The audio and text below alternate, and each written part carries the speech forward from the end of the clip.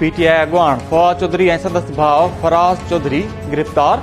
लाहौर जी अदालत पारां फवाद चौधरी जो राहदारी रिमांड मंज़ूर। लाहौर हाई कोर्ट जे हुकुम बावजूद पुलिस फवाद चौधरी खे अदालत में पेश न कयो। अदालत आईजी पंजाब ऐं इस्लामाबाद खे तलब करे वरितो। इस्लामाबाद पुलिस फवाद चौधरी जो राहदारी रिमांड मिलण बाद केस इस्लामाबाद खणी वई।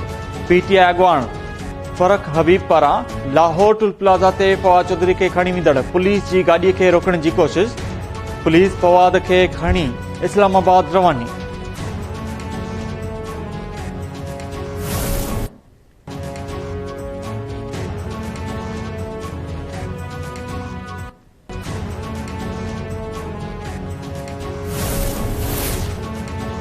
पीटीआई चेयरमैन इमरान खान जो फवाद चौधरी जी घरवारी हिबा चौधरी के फोन। फवाद चौधरी जी गिरफ़्तारी जी मज़मत मुकमिल सहकार जी ख़ातिरी। इमरान खान चयो आहे त हाणे पाकिस्तान जे बनाना रिपब्लिक हुअण में को बि शक नाहे रहियो। मूंखे इम्पोर्टेड हुकूमत गिरफ़्तार नथी करे सघे। मुल्क जो 22 करोड़ अवाम असां सां गॾु आहे।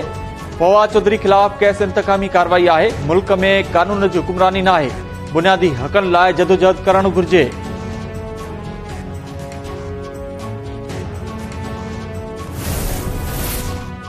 आईनी इदारनि जे सरबराहनि ख़िलाफ़ मुहिम हलाइण मुल्क सां गदारी आहे। फवाद चौधरी रियासती इदारे जी तौहीन कई। फवाद चौधरी जो ॾोह माफ़ी जोॻो नाहे। नून लीग जे तर्जुमान चयो आहे त फवाद चौधरी आईनी इदारनि जे सरबराहनि खे क़बर ताईं पहुचाइण जी धमकी ॾिनी।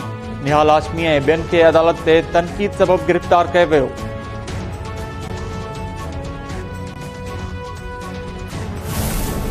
हमारे 100 इख्तलाफ हो सकते हैं और हैं, लेकिन इख्तलाफात के बावजूद ज़ाब्ते बनाए जाते हैं। जंगों में भी जब एक दूसरे के कैदी पकड़े जाते हैं, उनको कैसे रखा जाता है, उनको कैसे ट्रीट करना है, उसकी कन्वेंशंस बनाई गई हैं। उनके भी नॉर्म्स होते हैं, उनका भी तरीकाकार होता है। लेकिन यहां लग रहा है कि सब हदों को फलांगने का फैसला कर लिया गया है, सिर्फ इस खौफ से कि तहरीके इंसाफ कहीं फिर गालिब ना आ जाए। हमने आइन और कानून के अंदर रहते हुए अपनी जद्दोजहद को जारी रखा है और रखेंगे। सदर आरिफ अलवी साहब अवां जे ॻाल्हाइण जो वक़्तु अची वियो आहे। पीटीआई जी शीरीन मज़ारी जी सदर जे ख़ामोशी ते तनक़ीद। शीरीन मज़ारी सदर आरिफ अलवी खे मुखातिब थींदे चयो त हाणे अवां खे ख़ामोशी टोड़णी पवंदी। इलेक्शन कमीशन सुप्रीम कोर्ट जे हुकुमनि जी भञकड़ी करे रहियो आहे। चीफ जस्टिस नोटिस वठे। शाह महमूद कुरैशी चयो आहे त पंजाब जी निगरान वॾे वज़ीर मोहसिन नक़वी ते संजीदा ख़दशा आहिनि। मोहसिन नक़वी जी मुक़ररी सां चूंडूं तकरारी थी वियूं आहिनि। इलेक्शन कमीशन पीटीआई जे 43 MNAs खे डिनोटिफाई करे छॾियो। नोटिफिकेशन जारी। क़ौमी असेंबली जूं जनरल सीटूं ख़ाली करार। 21 मख़सूस सीटुनि खे बि ख़ाली करार ॾिनो वियो। क़ौमी असेंबली जे स्पीकर गुज़िरियल ॾींहुं पीटीआई जे 43 मेंबर्स जूं इस्तीफ़ाऊं मंज़ूर कयूं हुयूं।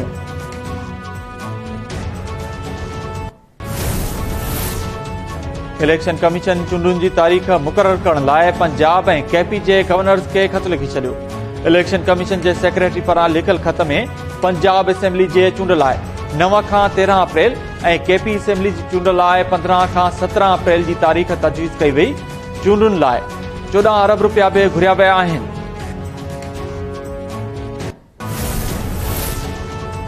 एहतसाब अदालत अॻूणे सदर आसिफ अली ज़रदारी ख़िलाफ़ पाक लैंड रेफरेंस नैब खे वापसि मोकिले छॾियो। एहतसाब अदालत नैब तरमीमी एक्ट ते दाख़िल दरख़्वास्त मंज़ूर करे वरिती। फ़ैसिले में चयो वियो आहे त अदालत जो अख़्तियार ख़तम थियण ते केस खे वापसि नैब खे मोकिलियो वियो आहे।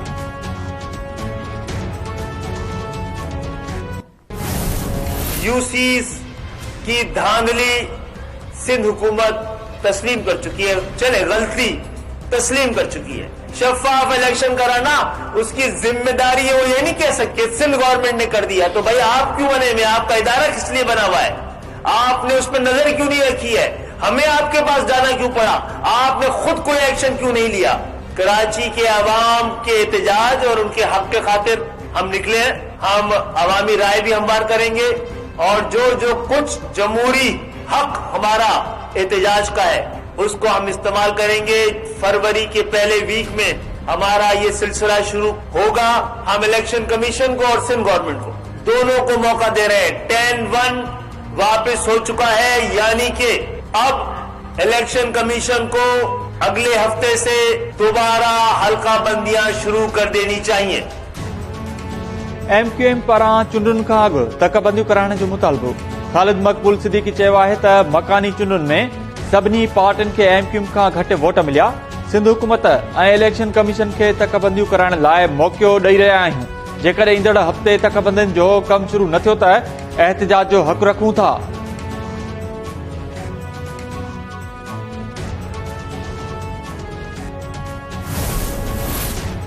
वॾे वज़ीर मुराद अली शाह ख़िलाफ़ नूरी आबाद पावर प्लांट रिफरेंस में भरत जी दरख़्वास्त ते फ़ैसिलो महफ़ूज़। इस्लामाबाद जी एहतिसाब अदालत भरत जी दरख़्वास्त ते महफ़ूज़ कयल फ़ैसिलो 15 फ़रवरी ते ॿुधाईंदी। नेब रिफरेंस ख़ारिज करण ऐं भरत जी दरख़्वास्त जी मुखालफ़त करे छॾी।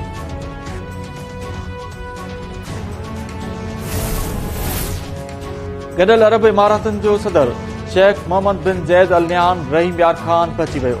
वज़ीर आज़म शहबाज शरीफ़ शेख मोहम्मद बिन ज़ैद अल नहयान जो इस्तक़बाल कयो।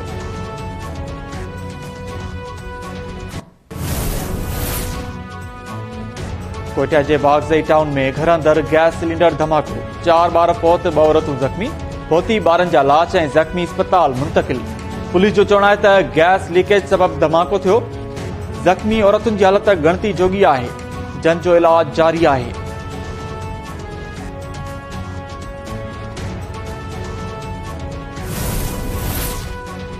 मीरपुर ख़ास वेझो चिंची रिक्शा खलटी। 2 पुरियत फौत, पुरियत मोहम्मद खान लाशारी ऐं बली मोहम्मद जो लाश अस्पताल मुंतक़िल।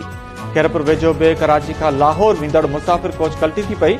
3 औरतुनि समेत 10 मुसाफ़िर ज़ख़्मी। ज़ख़्मियुनि खे सिविल अस्पताल मुंतक़िल कयो वियो। हिक औरत जी हालत गणती जोगी।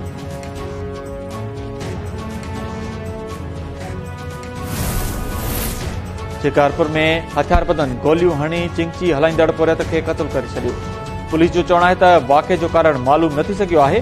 मारिजी वियल पुरियत अली जान बिरोही जो लाश अस्पताल मुंतक़िल कयो वियो आहे। मामले जी जांच कई पई वञे।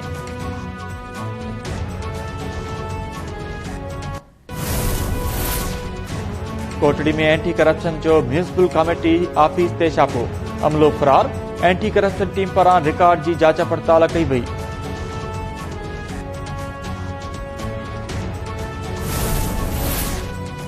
ककड़ वेझो पुरसरार नमूने गुम थी वियल नौजवान जो गोलियूं लॻल लाश ते पोस्टमार्टम लाइ अस्पताल मुंतक़िल। ॻोठ मुराद बबर वासी नौजवान भूरो बबर जो ज़रई ज़मीन मां लाश मिलियो। वारसनि जो चवणु आहे त 3 ॾींहं अॻु नौजवान पुरसरार नमूने गुम थी वियो हो। अॼु संदसि लाश मिलियो। जांच करे इंसाफ़ कयो वञे।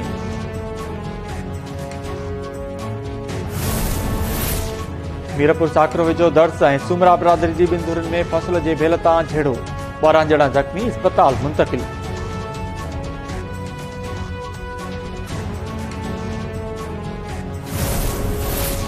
पीर जे ॻोठ में अदालत घरवारी खे ख़र्च न ॾियण तां मुड़िस खे 10 महीना कैद ऐं 2,17,500 रुपया ॾंड जी सज़ा ॿुधाए छॾी। औरत मसबात गुलाम ज़हरा मुड़िस अली हसन गाॾी ख़िलाफ़ ॿारनि जो ख़र्च न ॾियण ते अदालत में पटीशन दाख़िल कराई हुई। अदालत ॾोह साबित थियण ते जवाबदार खे कैद ऐं ॾंड जी सज़ा ॿुधाई।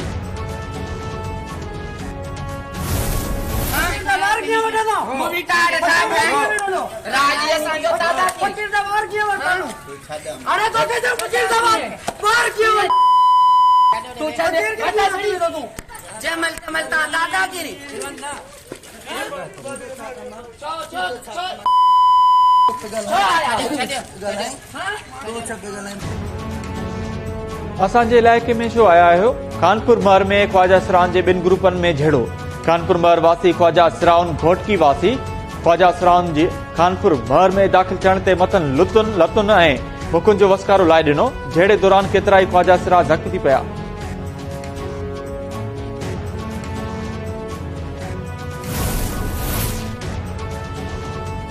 थिल वेझो ॻोठ उमर कोईअ में शरपसंदनि गिदरनि जो फसल पटे छॾियो। गिदरनि जे मालिक ऐं हारियुनि जो शरपसंदनि ख़िलाफ़ मुज़ाहिरो। हारी गौस बख्श बुरड़ो चयो आहे त जवाबदारनि 8 जिरेबनि ते बीठल गिदरनि जो फसल पटे ज़ुल्म कयो आहे। आला अख़्तियारियूं मामले जो नोटिस वठी नुक़सान जो तालो कनि। पुलवामा हमले खां पोइ 2019 में पाकिस्तान ऐं भारत एटमी जंग जे वेझो पहुची विया हुआ, जंहिंखे अमरीका टारियो। अमरीकी अॻूणे परॾेही वज़ीर माइक पॉम्पियो जी दावा।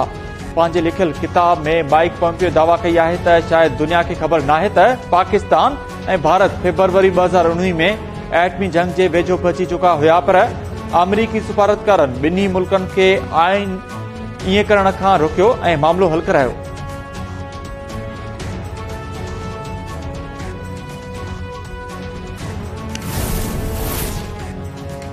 ऐं जापान में बर्फानी तूफ़ान ज़िंदगी खे मफ़लूज बणाए छॾियो। टोक्यो समेत मुख़्तलिफ़ शहरनि में बर्फ़बारी जारी। मुख़्तलिफ़ हंधनि ते 2 फुटनि ताईं बर्फ़बारी रिकॉर्ड।